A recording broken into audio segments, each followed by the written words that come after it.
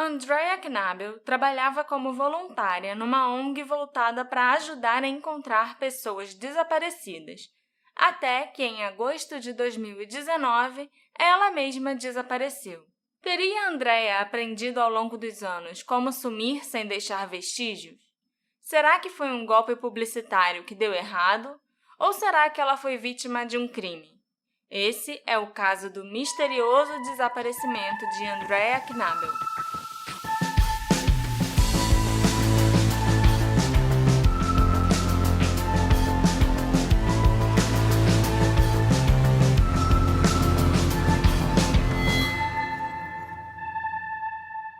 Olá, meus assistentes queridos! Bem-vindos ao novo episódio do Detetive do Sofá.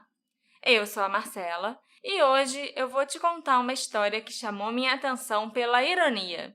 Como assim a mulher que tentava ajudar a encontrar pessoas desaparecidas sumiu?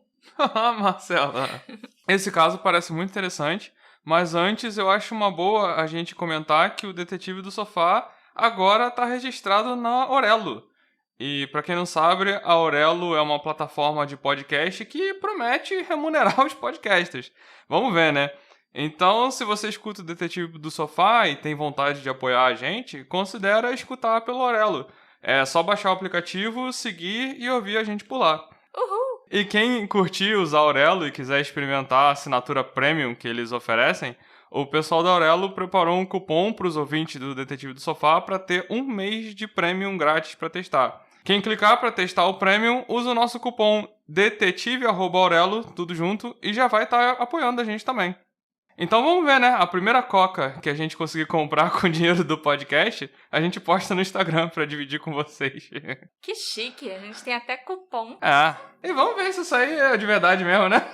Gente, vai lá, segue lá. Quero muito saber se eu vou conseguir ganhar Uma Coca-Cola. uns reaisinhos, uma Coca-Cola. Vamos ver se vai dar troco pra comprar uma Coca-Cola. Se eu conseguir comprar uma bala Juquinha, já tô feliz. Voltando ao assunto principal, Marcela, quem era Andrea Knabel? Bom, a Andrea tinha 37 anos quando ela desapareceu em 2019 e ela deixou 2 filhinhos. Eu vou contar para vocês a história do sumiço da Andrea não pela ordem exata que as coisas aconteceram. Eu vou contar na ordem que as informações foram sendo reveladas, porque tem coisas bem suspeitas nesse caso, inclusive o fato de que a família da Andrea oculta informações e cada vez que alguma coisa nova é descoberta, seja pelos investigadores particulares, pela polícia ou pelos detetives do sofá, a história da noite do desaparecimento da Andrea vai ficando mais e mais esquisita, entendeu? Entendi. Então é melhor eu explicar aos poucos o que foi piorando, né? A história da Andrea, do que contar logo de cara, senão não vai ter tanta graça. Entendi. As primeiras informações que foram reveladas, lá em agosto de 2019, diziam que a Andrea foi vista pela última vez na cidade de Louisville, no Kentucky. Ela estava no McDonald's, na Poplar Level Road, na noite de 12 de agosto, com Ethan Bates, o noivo da sua irmã mais nova, Sarah, e um de seus sobrinhos de 5 anos. Depois de saírem do McDonald's, os 3 entraram no carro e o Ethan deixou a Andrea num hospital, porque ela precisava receber um tratamento para algum problema no rosto, que, supostamente foi causado por uma infecção. Infecção no rosto? Isso é bem mal explicado, mas é o que está escrito lá na conta do hospital que chegou na casa da Andrea para ela pagar depois, né? Foi bom ela ter sumido, porque conta de hospital nos Estados Unidos é muito cara. Tá resolvido, cara. Ela sumiu pra não pagar a conta. Veio pro Brasil, que tem SUS. Pois é. Ela foi fazer um tratamento para algum tipo de infecção na pele do rosto. É um termo bem genérico que o hospital usou na conta, porque pode ter sido desde uma espinha que a Andrea espremeu e inflamou, até alguma coisa bem mais séria. Mas a Andrea ficou lá no hospital, esperando para ser atendida, e o Ethan e o sobrinho dela foram embora. Às 11h22 da noite, a Andrea pegou uma carona usando o aplicativo Lyft para ir do hospital até a casa da sua mãe, no bairro de Audubon Park, a cerca de 20 minutos de distância. Nessa época do desaparecimento, a Andrea, a irmã mais nova dela, a Sarah, e o Ethan, como eu já te disse, né, o noivo da Sarah, estavam morando na mesma casa, a casa da mãe das meninas. A mãe delas não estava morando na casa naquela semana porque a Sarah e o Ethan resolveram reformar uma parte da propriedade e a mãe não queria ficar no meio da bagunça e da obra. Já a Andrea estava morando lá com a mãe nessa época porque ela estava passando por um período bem difícil na vida que eu vou detalhar já já para vocês. Naquela noite, os 2 filhos pequenos da Andrea estavam com os pais, cada um com o seu próprio pai, de quem a Andrea estava separada. À 00h15 do dia 13 de agosto, a Andrea caminhou cerca de 2 quilômetros até a casa da sua outra irmã, a irmã do meio, chamada Erin, que ficava em Fincastle Road. Ela caminhou de onde para casa da irmã? Da casa da mãe. Ela pegou, né, o lift para ir do hospital até a casa da mãe. Ok. E da casa da mãe, ela foi andando até a casa da irmã, da Erin. Então ela tem 2 irmãs. Tem 2 irmãs. A Sarah, que estava morando na casa da mãe com ela, e a Erin, que morava perto da casa da mãe. A Andrea ficou na casa da Erin até cerca de 1h38 da manhã, quando aparentemente a Erin pediu para a irmã voltar para casa porque ela precisava dormir e os filhos pequenos da Erin estavam dormindo também. Então, houve uma discussão entre as duas e a Andrea foi embora. Ela voltou para a casa da mãe e chegou lá por volta de 1h54 da manhã. Mas, aparentemente, a Andrea não entrou em casa. E ali, a porta da casa da mãe, é o último lugar que se sabe que a Andrea esteve. Você falou que elas discutiram. A gente sabe por que elas discutiram? A gente... Foi feio? Foi algo tranquilo? Foi algo essa bobo? discussão parece ter sido um pouco mais tranquila, mas a gente só tem especulações sobre por que a Erin e a Andrea discutiram. Uhum. E como que eles sabem que a porta da casa da mãe foi o último lugar que ela foi vista? Porque logo no início das investigações, um detetive particular foi contratado pela Missing in America, a ONG em que a Andrea era voluntária. E esse detetive, chamado Tracy Leonard, afirmou que o telefone da Andrea ainda estava ativo até as 6h31 da manhã e a última localização registrada pelo telefone nesse horário era a casa da mãe dela. Depois das 6h31, a bateria acabou ou o telefone foi desligado e todas as chamadas feitas para o número da Andrea foram direto para a caixa postal. E isso é tudo que foi divulgado logo nas primeiras semanas das buscas e da investigação oficial sobre o paradeiro de Andrea. Então, recapitulando, ela foi no McDonald's, depois foi no hospital, aí ela voltou para casa da mãe, umas 11h30 da noite, que era onde ela estava morando. Uhum. Só que meia-noite ela resolveu ir andando para casa da irmã, onde ela ficou até umas 2 da manhã, certo? É, certo. Aí ela voltou para casa da mãe a pé, mas não entrou em casa e ficou do lado de fora. Uhum. Isso até as 6h30 da manhã. Isso mesmo. E então ela nunca mais foi vista. E a última pessoa que teria visto a Andrea seria essa irmã Erin. Isso, por volta de 1h pouca da manhã. Uhum. Mas é aquilo, o celular dela tá ali na casa não significa necessariamente que ela também tivesse, né? Meu celular tá aqui, mas eu podia estar em outro lugar. Então a Andrea provavelmente estava ali, provavelmente chegou na casa, mas o que aconteceu depois a gente não sabe e assim... O celular mesmo nunca mais apareceu? Nunca mais. Vocês devem ter reparado que eu não mencionei nada sobre a família ir até a polícia e dar queixa do desaparecimento da Andrea. É porque eles não foram.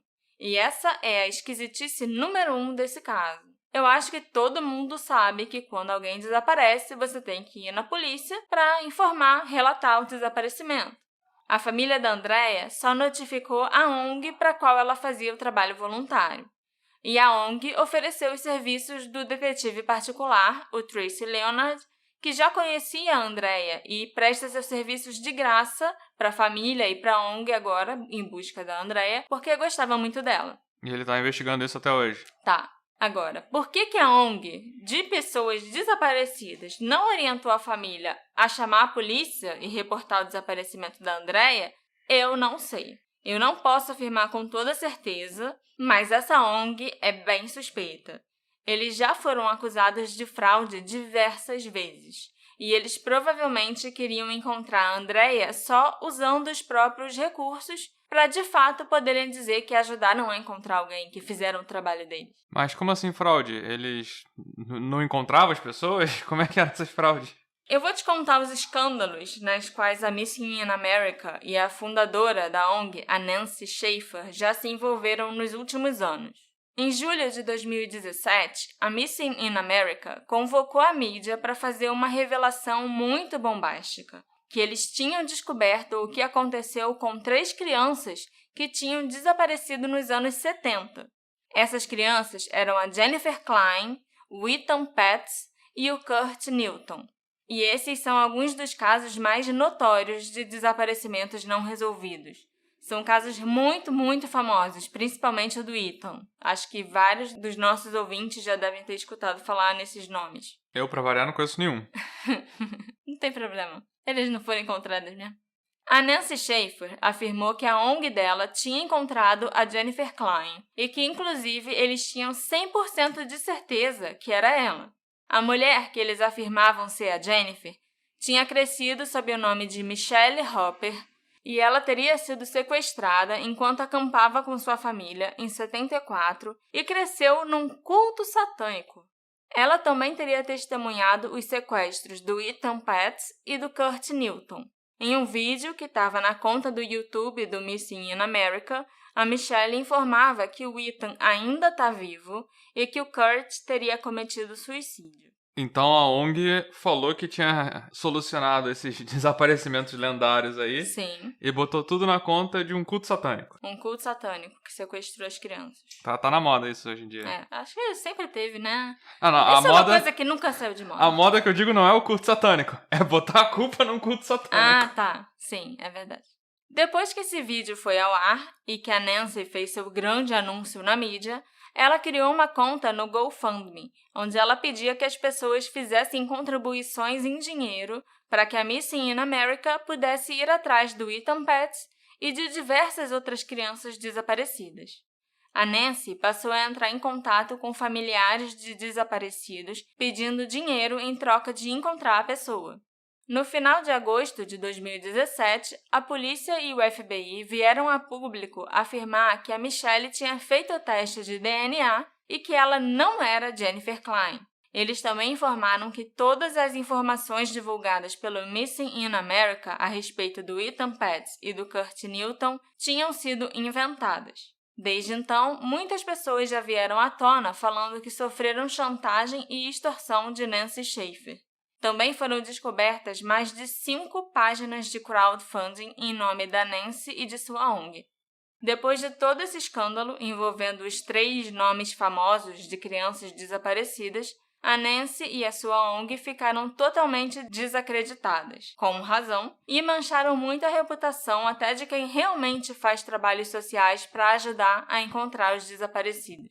É lógico que logo que a sua melhor amiga, entre aspas, Andrea desapareceu, a Nancy pulou em cima desse caso e começou a agir como uma porta-voz oficial e a coordenadora das buscas para encontrar a Andrea. E é lógico que nisso ela também começou a pedir mais dinheiro na internet. A Andrea tem uma página GoFundMe criada pela Nancy. A Nancy também criou uma página no Facebook dedicada a esse caso, chamada Finding Andrea, onde ela começou a espalhar informações falsas sobre a Andrea ter sido vista no sul da Indiana, sobre alguns outros possíveis avistamentos e onde ela costumava discutir com qualquer um que fizesse alguma pergunta sobre a sua ONG ou sobre o caso da Andrea em geral. A irmã da Nancy ainda surgiu nessa página do Facebook dizendo que ela suspeitava que a Andrea estava usando metanfetamina. Então eu acho que fica bem claro que essa ONG não é exatamente legítima, Ela é bem fraudulenta. E não tem como a gente acreditar que a Nancy estava fazendo de tudo para encontrar a Andrea ou que ela realmente queria o bem da amiga, porque se ela quisesse fazer o bem de verdade, a primeira coisa que ela faria teria sido aconselhar a família a reportar o desaparecimento para a polícia. A segunda coisa que ela teria feito seria adicionar a Andrea no NamUs ou no Charlie Project. e nada disso foi feito. Eu tenho grandes desconfianças em relação a muitas coisas e muita gente nesse caso, e a Nancy Schaefer é uma das principais. Eu também fico um pouquinho cética em relação ao detetive particular, o Tracy Leonard, já que ele é ligado a Nancy Schaefer. Eu acho que qualquer investigador particular de confiança já teria cortado relações com a Nancy e o Missing in America há algum tempo. Mas eu vou te falar, a conclusão que eu tiro disso é que ter uma amiga chamada Nancy é mó furada. Demorou pra lembrar um pouquinho. Demorei a lembrar, mas você tem toda razão. Eu Sei. vou ficar bem afastada de todas as Nancys que eu conhecer. Pra quem ouviu o nosso episódio 29, tem uma Nancy Sim. lá que, porra... A Andrea é formada em marketing pela Universidade de Louisville e já tinha trabalhado como analista para uma empresa chamada Humana. Mas na época do desaparecimento, ela tinha sido demitida e estava desempregada. A onda de má sorte da Andrea não parou por aí. Ela também causou um acidente de carro com atropelamento e, como ela não tinha dinheiro para consertar o carro, acabou ficando a pé e o carro ficou quebrado, parado na garagem. Ela estava passando por momentos bem difíceis. Ela teve que devolver a casa alugada, onde ela morava. Teve que voltar a morar na casa da mãe, com quem ela não se dava tão bem assim. A Andrea sempre se deu melhor com o pai, e os pais dela eram divorciados e ele estava morando em outra cidade. Ela também não era tão próxima da irmã mais nova, a Sarah, e acabou tendo que morar de favor na casa da mãe, com a Sarah e o noivo dela. Além disso, cerca de 6 meses antes do desaparecimento, a Andrea tinha perdido a custódia dos 2 filhos para os 2 ex-maridos. E ela tinha visto o caçula apenas 3 vezes nos últimos 6 meses e tinha perdido a visita programada com ele antes do seu desaparecimento. Eita, quantos anos tinham os filhos dela? Um tinha 3, o outro eu acho que tinha 7, por aí.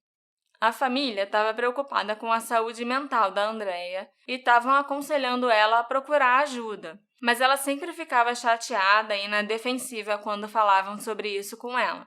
A Erin, a irmã, que morava perto da casa da mãe, disse que a Andrea estava triste da última vez que elas se viram, mas que a Andrea nunca iria embora e desapareceria por conta própria. E desde seu desaparecimento, não houve movimentação em suas contas bancárias, e ela também não usou cartões de crédito nem o seguro social. Foi a Erin que deu falta da Andrea no dia seguinte do desaparecimento. Ela tinha tentado ligar para a irmã para saber se ela estava melhor, se tinha dormido bem e queria conversar, mas o telefone da Andrea foi direto para a caixa postal.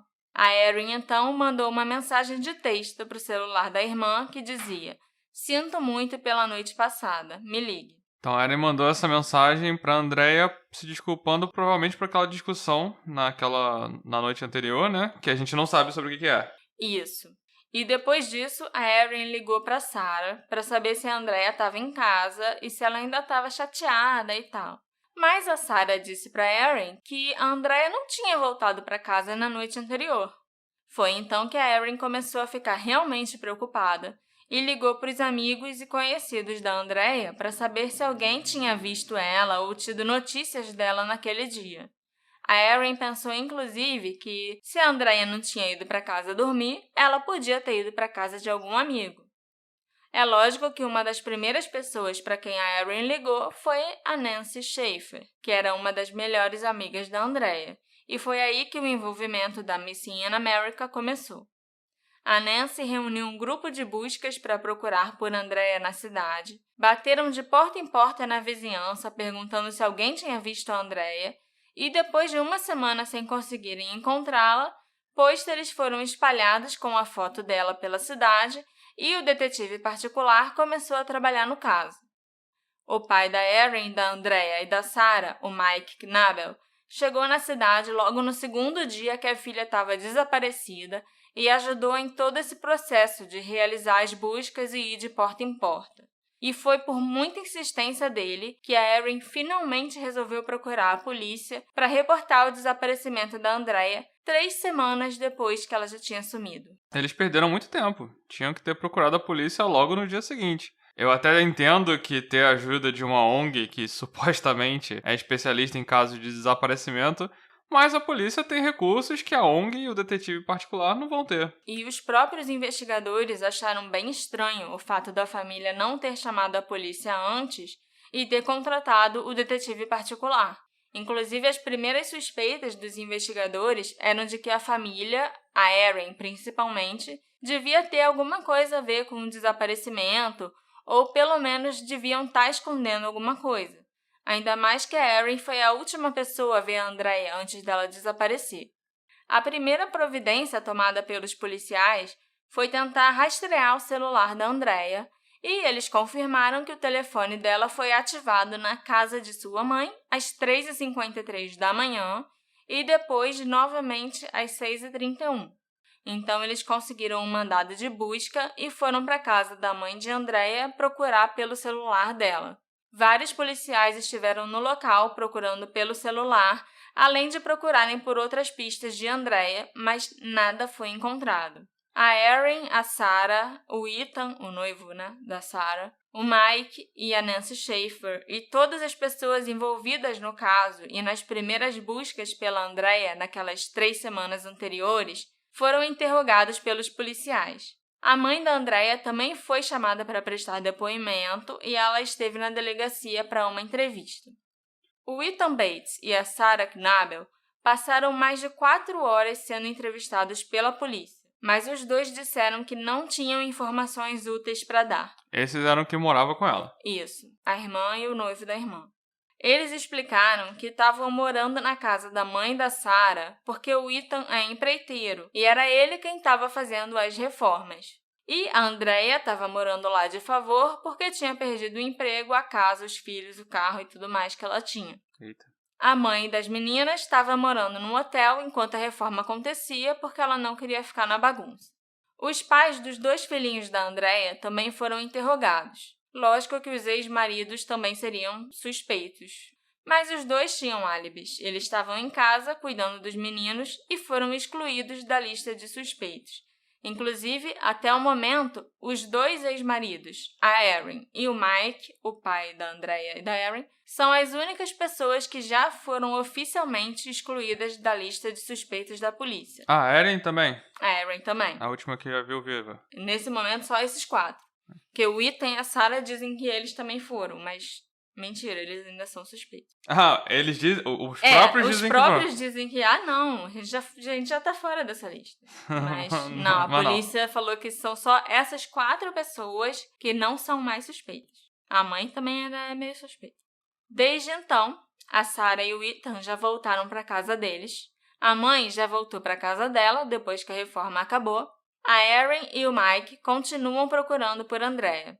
Eles dão entrevistas, eles criaram páginas no Facebook para divulgar fotos dela, eles fazem vigílias, ainda continuam realizando buscas e ficam em contato constante com a polícia para saber se tem novidades no caso. Você falou a Erin e o pai, mas a outra irmã, a Sarah e a mãe não fazem isso também? Não. A Sarah e o Ethan, inclusive, se recusaram até a dar entrevista para o Tracy Leonard, o detetive particular. E quando foram chamados para irem até a delegacia para dar uma nova entrevista e esclarecer algumas dúvidas, os 2 se negaram. A mãe chegou a falar com o Tracy, pelo menos, mas ela nunca participou de nada. Ela nunca fez nenhuma busca pela Andrea, nunca foi nas vigílias, ela meio que cagou para o desaparecimento da filha. Agora, eu vou começar a contar para vocês as coisas que foram sendo reveladas e descobertas aos poucos, ao longo desses 2 anos que a Andrea está desaparecida. E se você já estava achando essa família meio estranha e suspeita, você ainda não viu nada. O Ethan e a irmã mais nova voltaram para casa deles não muito depois do desaparecimento da Andrea. Alguns meses depois, o Ethan foi detido e teve que passar por uma avaliação psiquiátrica. Ele foi mantido no Hospital Bom Samaritano por 2 meses por ter sido considerado um perigo para si e para os outros. Não foi divulgado exatamente o motivo dele ter sido detido pela polícia, mas eu conversei com o Tracy Leonard, o investigador particular, e ele me disse que o comportamento do Ethan não estava normal e que uma das coisas que ele estava fazendo que mostraram que seu estado mental estava bem alterado era mandar mensagens ameaçadoras para o celular da Erin, dizendo inclusive que ele estava vigiando e perseguindo ela. Eita, por essa eu não esperava. Mandar mensagem pra cunhada ameaçando. Mas isso não necessariamente tem a ver com o desaparecimento da Andrea, né? Por mais bizarro que seja. Mas é uma das coisas estranhas que aconteceu na família nesses 2 últimos anos. O Mike, o pai da Andrea e da Sarah e da Erin, deu uma entrevista durante uma vigília realizada para Andrea num parque da cidade em outubro de 2019. Nessa entrevista, ele disse que desconfiava que a Andrea poderia estar abusando de remédios prescritos. Ela ficou muito mal depois que tudo na vida dela começou a dar errado e parece ter procurado um escape daquela realidade, e o uso de drogas acabou sendo essa válvula de escape. É claro que a única droga que o Mike mencionou são os analgésicos. Mas um amigo da Andrea escreveu um comentário na página Finding Andrea no Facebook, falando que ela estava lutando contra alguns demônios e tentando ficar limpa e sóbria e se livrar do vício em analgésicos e outras drogas. Esse amigo também disse que a Sarah e o Ethan não estavam facilitando em nada essa tentativa da Andrea de se recuperar. A Andrea tinha dito para ele, alguns dias antes de sumir, que ela estava frustrada porque a Sarah e o Ethan ficavam acordados a noite inteira, bebendo e festejando, e que eles dois também costumavam usar algumas drogas. Eu consigo entender porque que a família não ia querer divulgar desde o início que a Andrea tinha problemas com drogas, porque as pessoas iam ficar julgando. E o interesse no desaparecimento e as tentativas de encontrá-la iam acabar diminuindo.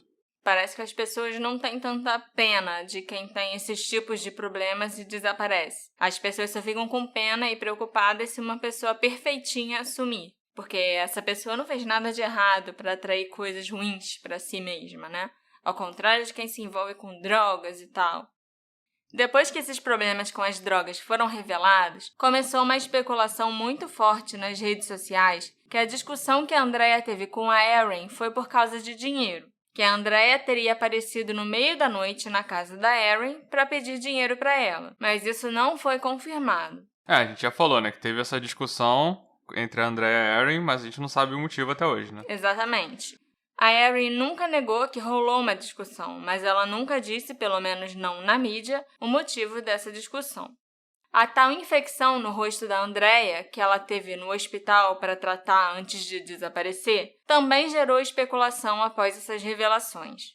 Muita gente acha que esse problema na pele pode ter sido causado pelo uso de metanfetamina. Mas, tirando a irmã da Nancy, que postou isso lá no Facebook, não tem nenhuma evidência que a Andrea usasse drogas sintéticas. O que foi afirmado em algumas redes sociais é que, na verdade, o problema no rosto que a Andrea foi tratar eram machucados causados por uma briga física que ela teve com a Sarah. As duas teriam tido uma discussão que foi escalonando até se tornar um confronto físico, e isso aconteceu antes do Ethan levar a Andrea e o sobrinho para o McDonald's e deixar a Andrea no hospital. Não, pera aí. Então, além de discutir com a Erin de madrugada, ela ainda caiu na porrada com a Sarah naquela noite? Pois é. A Andrea não era exatamente uma pessoa fácil de lidar. Mas, apesar do Tracy Leonard ter confirmado para mim que a briga da Sarah e da Andrea foi física, a Erin continua afirmando que a Andrea foi no hospital para tratar um eczema no rosto. Era uma erupção cutânea que, inclusive, era um problema de família. Talvez até tenha sido as duas coisas. O problema no rosto pode ter piorado por causa da briga, e aí a Andrea achou melhor ir no hospital para ter certeza que o rosto não ia infeccionar ou algo assim. Então o detetive Tracy te confirmou que teve essa briga mesmo, é oficial. Confirmou. Não é só boato. Não, não é boato. As duas realmente caíram na porrada. Mas se a Andrea foi lá no hospital porque ela levou muito soco na cara, tapa na cara, arranhão na cara, Entendi. sei lá, ou se ela foi tratar um eczema, a gente não tem como ter certeza. Uhum. Eu acho que foi as duas coisas. Entendi. 2 páginas no Facebook foram criadas pela família de Andrea e por Nancy Schaefer. A primeira página que existiu foi a Finding Andrea, que eu já mencionei antes. Essa página ainda está no ar e atualmente é a Erin quem toma conta dela. Mas logo que ela foi criada, era a Nancy que administrava a página. E sempre que alguém fazia perguntas válidas e importantes, como a Andrea tinha alguma tatuagem ou cicatriz, por exemplo, a Nancy ficava irritada, respondia que essas perguntas não são relevantes e excluía o comentário com a pergunta da pessoa. Ué? E é muito relevante, sim, a gente saber esse tipo de coisa. Porque se alguém vê a Andrea ou alguém parecido com ela por aí, um bom jeito de confirmar se é ela mesmo é prestar atenção se a tatuagem ou cicatriz que ela tem tá ali e se for visível, entendeu? Uhum. Então, essas respostas agressivas para as perguntas legítimas das pessoas foram bem incompreensíveis para mim. Pelo que eu percebi analisando a página, tinha muitas informações incorretas por lá.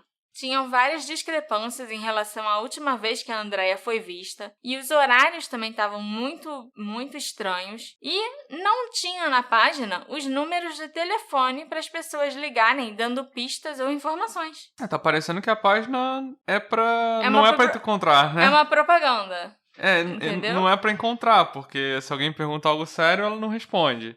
Se alguém quer saber se a Andrea tem tatuagem, ela não responde. Se alguém quiser pegar um número de telefone para ligar, não vai ter. Se eu avistar alguém que eu achar parecido e quiser avisar, não tenho como. Eu vou ter que mandar a mensagem e vai ter que ir pela Nancy, não Sim. tem... Essa página, Finding Andrea, acabou virando uma bagunça onde a Nancy discutia com todo mundo. Vários trolls começaram a aparecer nos comentários. E a Erin acabou criando uma outra página para Andrea, chamada Where is Andrea Knabel? Ela também expulsou a Nancy da outra página, da Finding Andrea, e apagou todos os posts anteriores com as discussões. O Tracy Leonard também começou a sua própria página separada para Andrea Knabel. É para que as pessoas enviem informações e dicas para ele por ali. Ele também postou fotos da Andrea, não só fotos bonitas do Instagram, né, que já estavam nos pôsteres de desaparecido por aí. Ele postou fotos reais dela no dia a dia, sem maquiagem, mostrando como ela realmente é. Então, até as páginas criadas para ajudar a encontrar a Andrea e para dar informações do desaparecimento dela não deram certo. E agora tem 3 páginas diferentes no Facebook e uns 3 ou 4 grupos de discussão. Nem em relação às informações e fotos da Andrea as pessoas conseguiram concordar nesse caso. E agora, Alexandre, você quer saber as coisas mais bombásticas que foram reveladas em 2020 sobre o desaparecimento da Andrea, meu amor? Com certeza. No início de 2020, a Erin revelou que, só para ter certeza de que tudo ficaria bem, ela ligou para a casa da mãe para dizer para Sarah deixar a Andrea entrar quando ela chegasse em casa. Mas a Sarah não atendeu o telefone, porque, segundo a própria Sarah, ela e o Ethan já estavam dormindo. E de acordo com o que a Sarah contou para Erin por e-mail, ela não via a Andrea desde antes dela sair com o Ethan para ir no McDonald's e no hospital. Parece que o Ethan tirou a Andrea de casa depois da briga feia que ela e a Sarah tiveram para separar as duas e tentar deixar a poeira baixar. Mas 2 meses depois de dizer que tinha tentado falar com a Sarah e o Ethan naquela noite, a Erin afirmou que, além deles, ela também ligou para a mãe dela, no hotel. Ela pediu para a mãe conversar com a Sarah e mandar ela deixar a Andrea entrar em casa quando chegasse. Por que ela foi contando isso em parte? Primeiro ela disse que ligou pra casa pra falar com a Sarah e o Ethan, e só meses depois que ela falou que ligou pra mãe também. Parece que a família vai liberando as informações com conta-gotas. E isso me irrita profundamente. Eu acho isso muito estranho. Porque não conta tudo logo de uma vez, sabe? Não é pra ficar dando informação pingada, porque assim, minha filha, ninguém vai encontrar sua irmã. A Sarah e o Ethan continuaram afirmando por muito tempo que eles não viram a Andrea voltar e nem sabiam que ela tinha ido na Erin ou que horas ela ia chegar em casa. Aí eu até pensei, ok, né, faz sentido. Se eles não se viam desde quando o Ethan deixou a Andrea no hospital e eles não sabiam quanto tempo ela ia demorar para ser atendida, os dois não precisavam ficar acordados esperando a Andrea chegar. Ela morava naquela casa, então ela tinha a chave. Era só entrar em casa e dormir, sei lá. Sim, com certeza. Mas adivinha? Em outubro de 2020, mais de 1 ano depois da Andrea desaparecer, foi revelado que a Sarah e o Ethan tinham trocado a fechadura e não deram uma chave nova para a Andrea. Ah, eu não tava entendendo esse papo de deixar ela entrar em casa. Agora faz sentido. Sim, Ela não pois tinha é. a chave da casa que ela morava. Eles trocaram a fechadura de casa pra não deixar ela entrar. Ah, que saudável. O Tracy Leonard me disse que por muito tempo a Sarah ficou afirmando para Erin que ela e o Ethan não tinham ouvido a Andrea bater na porta, nem o telefone tocar, nem nada disso, porque eles estavam dormindo. Mas quando essa informação sobre a fechadura veio à tona, a Erin começou a questionar a Sarah sobre o motivo que eles tiveram para trocarem a fechadura e por que eles não deram uma chave para Andrea ou não esperaram ela chegar acordados. E foi aí que a Sarah, em dezembro de 2020, mudou a história dela. Segundo o Tracy, a Sarah contou para Erin por e-mail que ela e o Ethan resolveram não abrir a porta para Andrea porque eles temeram por suas vidas, já que a Andrea estava agindo como uma maluca. Então eles não só ouviram a Andrea chegar, como eles se recusaram a abrir, deixaram ela do lado de fora? Sim. Sob a orientação do Tracy, a Erin respondeu o e-mail da Sarah, questionando então por que a Sarah e o Ethan não chamaram a polícia, já que a Andrea estava agindo que nem uma louca. Ou por que eles não ligaram para alguém que pudesse ir até lá e tentar acalmar a Andrea. Eles podiam ter ligado para a própria Erin ou para o Mike. Mas a Sarah nunca respondeu essas perguntas. Na verdade, ela cortou totalmente o contato com a Erin e com o pai dela, o Mike. A Sarah e o Ethan também nunca explicaram o que eles queriam dizer com o comportamento louco da Andrea e nunca deram detalhes do que fez os dois temerem pelas próprias vidas. O Ethan estava confortável o suficiente para levar a Andrea e o sobrinho no McDonald's naquela noite e se sentiu seguro o suficiente para deixá-la no hospital depois. Aí, do nada, ele fica com medo da Andrea e deixa ela do lado de fora de casa sozinha de madrugada. Tipo, não faz sentido. O Tracy Leonard também descobriu, conversando com a mãe da Andrea, que as duas discutiram por telefone na noite do desaparecimento. Aparentemente, depois que a Erin ligou para a mãe para pedir para Sarah e o Ethan deixarem a Andrea entrar em casa, a mãe ligou sim para Sarah, mas as duas falaram sobre despejarem a Andrea da casa da mãe, e não sobre deixarem a Andrea entrar. Caraca! Quando a Andrea chegou na casa e não pôde entrar, ela chegou a ligar para a mãe, que primeiro recusou a chamada e depois atendeu e disse que não podia fazer nada. Caralho, que filha da puta! Pois é, com uma mãe dessa, quem precisa de inimigo, né? Em 2021, não houve quase nenhum avanço nas investigações. O Tracy Leonard atualmente está procurando por um carro suspeito que foi visto do lado de fora da casa da Erin, subindo e descendo a rua vigiando a residência. Isso aconteceu mais ou menos em abril desse ano, de 2021. Ah, não foi no dia do desaparecimento? Não. O carro é um Chevy Impala dourado. O Mike, que nesse dia de abril estava lá na casa da Erin, chegou a se aproximar do carro e conseguiu anotar a placa. Mas o carro era roubado e até o momento não se teve mais nenhuma informação sobre isso.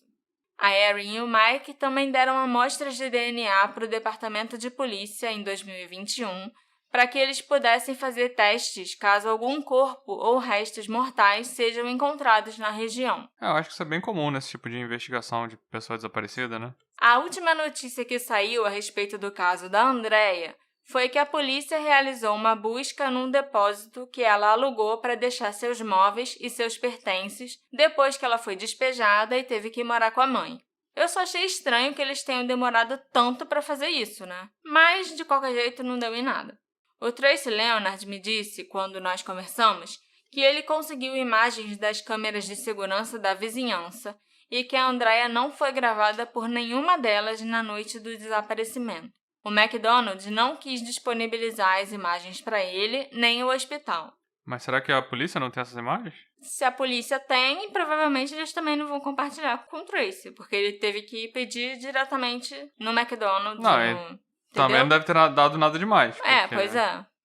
Desde que a Andrea desapareceu, houve uma tonelada de relatos de avistamentos dela, quase todos em Indiana, a apenas alguns quilômetros de onde ela morava.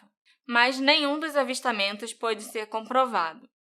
Por último, um novo investigador particular de Nova York, chamado Joe Fanciulli, se juntou às investigações em janeiro de 2021. E ele é um policial aposentado que trabalhou investigando homicídios por quase 50 anos e ficou sabendo do caso da Andrea pelo Facebook. Assim que ele entrou no caso, ele avaliou novamente os registros do celular da Andrea e fez uma descoberta muito importante. A linha do tempo da madrugada do desaparecimento da Andrea está errada. Os policiais relataram originalmente que a Andrea esteve na casa de sua mãe até por volta das 6h30 da manhã. Mas o Joe descobriu que, apesar do celular ter estado ativo até 6h31, a última atualização de localização que o celular fez aconteceu às 3h53 da manhã. Ele não atualizou a localização depois disso. Então, onde a Andrea, ou pelo menos o celular dela, esteve depois de 3h53, nós não temos como saber. Eu acho engraçado essas investigações que usam a localização de celular e aí é traçada uma linha do tempo de onde a pessoa estava, né? Mas a impressão que eu tenho é que esses policiais e os detetives e todo mundo que analisa isso não sabe ler os dados que estão. Exatamente. E eles criam uma timeline errada desde o início, sabe? Isso aconteceu em tantos casos que a gente já viu, não aqui no episódio, mas eu já vi isso acontecer tantas vezes. E assim, isso foi descoberto agora por causa do Joe e a polícia não estava acreditando, inclusive, nessas informações que ele levantou. A polícia continua acreditando que eles estavam certos. 6h30 da manhã o celular ainda estava na casa. Mas aí os engenheiros do Google foram chamados para analisar e confirmaram o que o Joe falou. A última localização do celular foi às 3h53 naquela casa. Depois disso, ninguém sabe. A primeira coisa que eu me pergunto é se a relação da Andrea com a ONG Missing in America pode ter tido algo a ver com seu desaparecimento. Então, a primeira teoria em torno do desaparecimento da Andrea é que ela e a Nancy podem ter conspirado para fazer a Andrea desaparecer, criar um crowdfunding para arrecadar dinheiro para as investigações, coletar o dinheiro e fazer a Andrea reaparecer milagrosamente. Claro que isso seria fraude e as duas podiam ir parar na prisão, mas a Andrea estava precisando de dinheiro e estava passando por maus bocados. Eu sempre quis falar isso, maus bocados.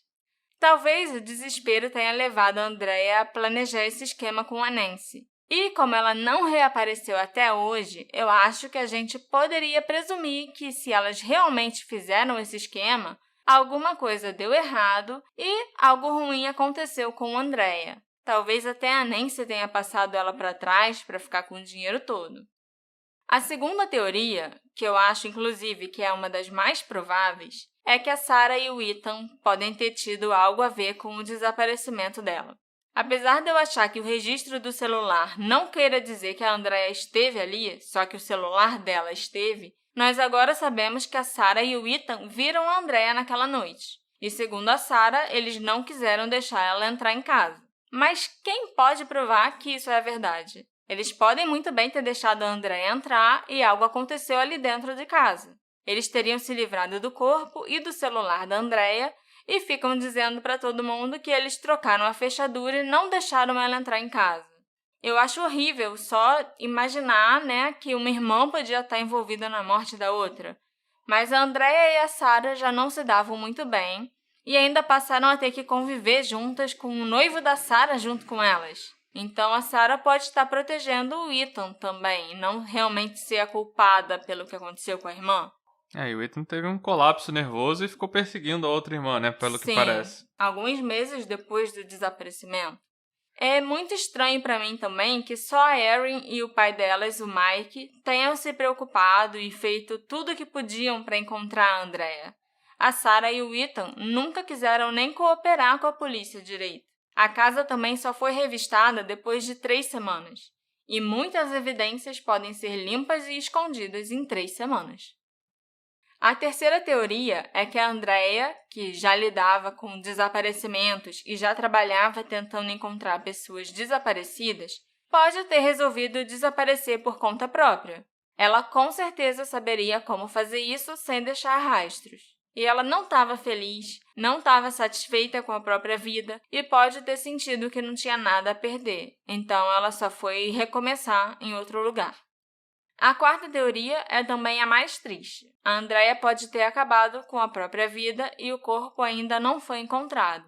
A maneira como a Erin e o Mike falam sobre a Andrea hoje em dia, que ela estava deprimida, pensando que não tinha ninguém com quem contar, e como eles dizem também que eles gostariam muito que ela soubesse que eles se importam e que ela podia contar com eles, até me dá a entender que eles têm medo que ela possa ter feito uma besteira. E gostariam de ter falado para ela, enquanto era tempo, como eles a amavam e como ela era importante. O Tracy Leonard me disse que a polícia está examinando uma lista de mais de 100 pessoas de interesse no momento. 100. Nossa. E que as investigações ainda estão a todo vapor. O Mike, pai da Andrea, sempre visita lugares que ela costumava frequentar e as áreas onde ela supostamente foi vista, na esperança de encontrar a Andrea ou algum vestígio dela. A Erin também continua alimentando as páginas do Facebook todos os dias e espalhando panfletos e pôsteres da irmã pelo estado do Kentucky e pelos estados vizinhos. Eu, pessoalmente, acredito que a Andrea foi morta naquela madrugada, dentro da casa da mãe. A Sarah e o Ethan já mentiram tanto sobre esse caso que eu realmente acredito que eles fizeram alguma coisa com ela. Eles não estavam dormindo, eles escutaram ela bater e provavelmente a deixaram entrar. Alguma outra discussão ou uma briga mesmo deve ter começado e a Andrea acabou morrendo. Pode até ser que tenha sido um acidente, eu não acho assim que a morte dela foi algo pré-planejado, sabe? Mas no meio de uma briga, de uma luta física, muita coisa pode acontecer e muita coisa pode dar errado. Mas eu realmente acho que as respostas estão naquela casa que o Ethan reformou e que ele e a Sarah sabem o que aconteceu. Então, mais uma pessoa desaparecida dentro de uma construção. Não era bem uma construção, né? Era mais uma reforma de interiores, assim. Não era mas nenhuma obra grande que tava demolindo e construindo pro pessoal coisas. criar a teoria de que ela tá presa na parede ou que ela tá enterrada, não custa nada. Mais provável é que algo aconteceu. Será que a mãe sabe o que aconteceu? A mãe parece só uma pessoa desnaturada, eu não sei. Eu não consegui descobrir o nome da mãe, pra você ver. Caraca. Tanto que eu falo só a mãe. Eu não sei o nome da mãe. Ela não aparece mesmo, né? Não.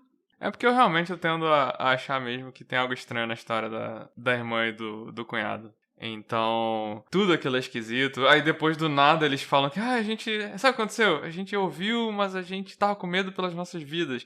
Como se já quisesse, no futuro, justificar uma autodefesa, sabe? Sim, não tinha pensado nisso, é verdade. É meio esquisito. Eu acho difícil a pessoa arquitetar um suicídio de um jeito tão sinistro que ela desaparece, entendeu? Como que você faz isso? Eu não sei.